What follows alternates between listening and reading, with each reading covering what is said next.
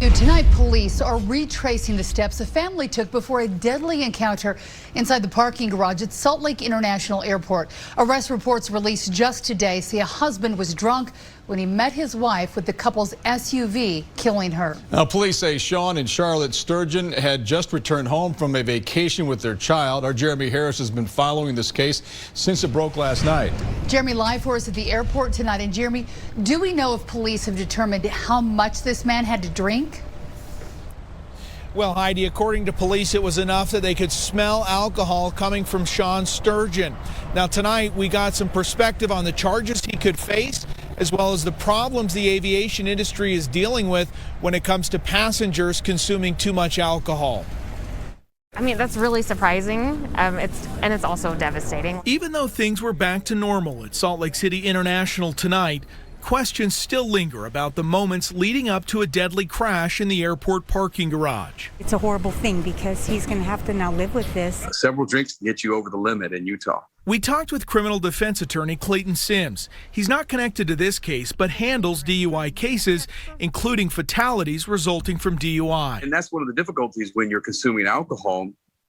You don't make good decisions. He says the airport can be a dangerous place for anyone who is drinking, then may later get behind the wheel. Because you can have a drink at one location, you can move to another location. Oftentimes people are in a hurry. They're like, okay, let me finish this margarita before I catch my flight. Drunk passengers have become a major issue in the airline industry.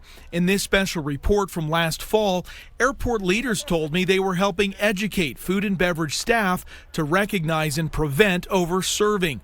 But with alcohol available at nearly every point from airport to airplane, many passengers overdo it. You know, the flight crew is there primarily for your safety, so they're not there to be liquor police. That's Zach Griff, a senior reporter for The Points Guy. He points out many airlines suspended alcohol sales during the pandemic due to the spike in drunk and unruly passengers. And we've seen airlines take different steps to reincorporating liquor sales as they have brought back many elements of the onboard service. But even with onboard liquor available again, Griff says passengers need to control themselves with it. That's really what flight crews expect. That's what the airlines expect. It's what you sign up and what you agree to when you do buy an airline ticket.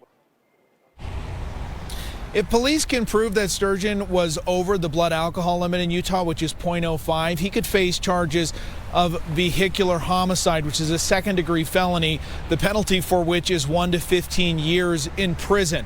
The next stop for this case will be a review from the Salt Lake County District's Attorney's Office to determine what charges may be filed. Reporting live at the Salt Lake City International Airport, Jeremy Harris, KUTV 2 News.